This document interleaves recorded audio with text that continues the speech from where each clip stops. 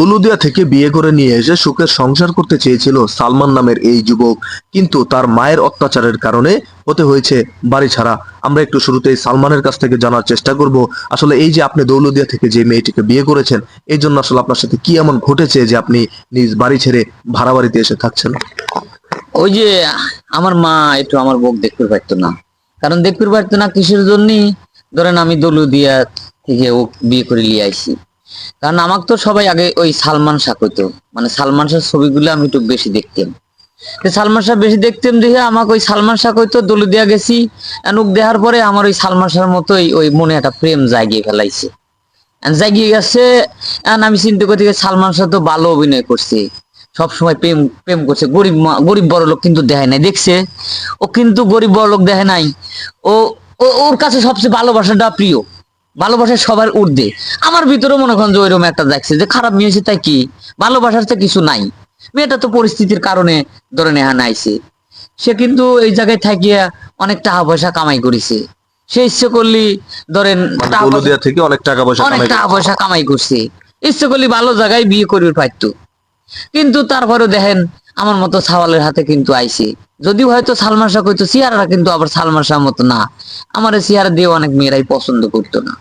ঠিক আছে। যে দর্শক, আপনারা দেখতেই পারলেন যে দৌলদিয়া থেকে বিয়ে করার কারণে কিন্তু আসলে এই যে আপনার শাশুড়ি আপনাকে দৌলদিয়া থেকে বিয়ে করার কারণে অত্যাচার করতো, আসলে এই ব্যাপারে আপনি কি বলতে চান?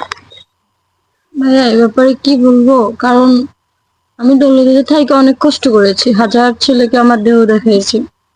যখন সে আমাকে প্রেমের প্রস্তাব দেয় আমি চিন্তা ভাবনা করলাম যে আমার জীবন এটা না, আমার জীবনটা সুন্দর করতে হবে। সবকিছু ছাইড়া দিয়ে আমি তার কাছে আসছি। আচ্ছা, তার মাও তো একটা নারী, সে কি বুঝে না যে মেয়েটা যদি ভালো হয় সব কি আমি পাবো না সে পাবে? কিন্তু তার অত্যাচারে আমার থাকাটা অনেক কষ্টদায়ক হয়ে যাচ্ছে। আমার প্রতিনিয়ত সে যেভাবে অত্যাচার করে আমাকে, মাঝে মাঝে গরম খুন্তি দিয়ে আমাকে প্রত্যেকটা জায়গায় শরীরে দাগ দেয়। কারণ ওই যে আমি দৌলতে মানে আমার, আপনি মূলত দৌলদিয়ার মেয়ে বিধাই আপনার শাশুড়ি আপনাকে এই পরিমাণ অত্যাচার করে। জি এই পরিমাণে আমি অত্যাচার ভাবছিলাম করে। কি যে হয়তো মার পছন্দ হয় নাই, আমার ইচ্ছে করে বিয়ে ফেলেছি। কারণ মা তার পছন্দের মেয়ে দেখছিল, বলো দেখে আমাকে বিয়ে দিবে চাইছিল। তো যাই একটু একটু আদ্য মুরব্বী মানুষ কবি, এখন এরম যে অত্যাচার করে আমি জানি না। তা আমি একদিন নিজে সহি দিয়ে ফেলাইলাম ভাই, ওই আগুন দিয়ে খুন্তি দিয়ে এমন জায়গায় ভাই শেখাটা দিছে ভাই, এটা তো আমি দেখার পারবো না। তা আমি তো ওর যে ব্যথা লাগে তার চেয়ে বেশি ব্যথা লাগছে আমার, কারণ আমিও ভালোবেসে লিয়েছি।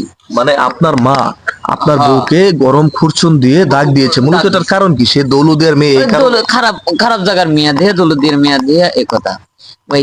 একটা মানসিক যদি ভালো করি, আমার মার তো বোঝা লাগবে তাই না, যে একটা মানুষ যদি খারাপ জায়গায় থাকে তাকে যদি ভালো করি, তাহলে কিন্তু যে সোয়াব গুলি কিন্তু তারই হবে, যে না তার ছাওয়ালটা খারাপ মানসিক ভালো করছে, তাই না? সে আরো দোয়া করবি আমার জন্য, আমার বউকে একটু ভালো করে দেখে রাখবি, তা না করে সে আমার মা তারপর অত্যাচার করে।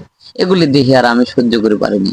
আসলে এই যে আপু, আমরা একটু আপনার কাছ থেকে জানতে চাই, এই জন্য মূলত চলে আসি। আপনারা আপনার স্বামীর বাড়ি ছেড়ে ভাড়া বাড়িতে থাকেন, এটার কারণটা কি? মূলত এই বিষয়ে আপনি কাকে দোষারোপ করছেন? এই বিষয়ে সম্পূর্ণ দোষারোপ আমার শাশুড়ি। কারণ ওনাকে আমি ছোটবেলা থেকে আমার বাপ মাকে কখনো দেখিনি।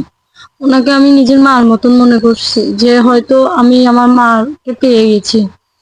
উনি যা বলে আমি সে কাজটা করার হাজির করি, উনি যেটা খেতে চায় সেটা দেয়া হাজির করি যতটুকু আমি পারি। কিন্তু ওনার অত্যাচারে আমি এই বাড়িতে থাকতে পারিনি, এক মুহূর্ত থাকতে পারিনি। দিন রাত 24 ঘন্টা আমার উপর অত্যাচার করে। আসলে এই যে আমরা একটু ভাই আপনার কাছ থেকে জানার চেষ্টা করি, আসলে এই যে আপনার বউয়ের যেটা অভিযোগ যে আপনার মায়ের কারণে উনি বাড়িতে থাকতে পারেনি, কারণ ওনাকে আপনি দৌলদিয়া থেকে বিয়ে করেছেন বিধায় আপনার মা ওনার উপর অনেক অত্যাচার করতো, আসলে এটা কতটুকু সত্যতা? এ সত্যি কথা, একদম সত্যি কথা। কারণ আমি নিজের চোখে দেখছি তো। কারণ আমার বউ খুব ভালো। আমার বউ এই যে যদিও খারাপ জায়গার মেয়ে হয়, কিন্তু আমার বাড়িতে আসার পরে আমারও সেই সেবা করে, আমার মায়ের সেবা করে, আমার আত্মীয় স্বজন আসলে সেই আদর যত্ন করে।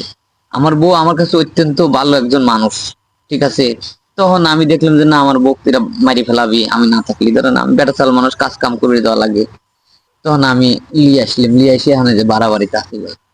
যাই হোক দর্শক, আপনারা দেখলেন যে দৌলদিয়া থেকে এই মেয়েটিকে সালমান নামের এই যুবক বিয়ে করে সুখে শান্তিতে সংসার করতে চেয়েছিল, কিন্তু এই সালমানের মায়ের কারণে কিন্তু পারেনি। তার মায়ের দাবি হচ্ছে দৌলদিয়ার মেয়েকে কেন তিনি বিয়ে করলো এই জন্য কিন্তু তাকে অত্যাচার করেছে, তার বউয়ের প্রতি অনেক অত্যাচার করেছে। আসলে আমাদের সমাজের অনেক শাশুড়িরাই এরকম আছে, মেয়েকে ছেলের বউকে যদি পছন্দ না হয় তাহলে ছেলের বউদের প্রতি অত্যাচার করে। আসলে এই বিষয়গুলো থেকে যারা শাশুড়ি আছেন তারা অবশ্যই বিরত থাকার চেষ্টা করবেন। আপনারা একটা জিনিস ভুলে যাবেন না যে একটা সময় আপনারাও এই যুবতী বয়সের বউ ছিলেন। সো এই বিষয়টা মাথায় রেখে হলো আমাদের বাংলার শাশুড়িরা বউদের প্রতি অত্যাচার কমানোর চেষ্টা করবেন।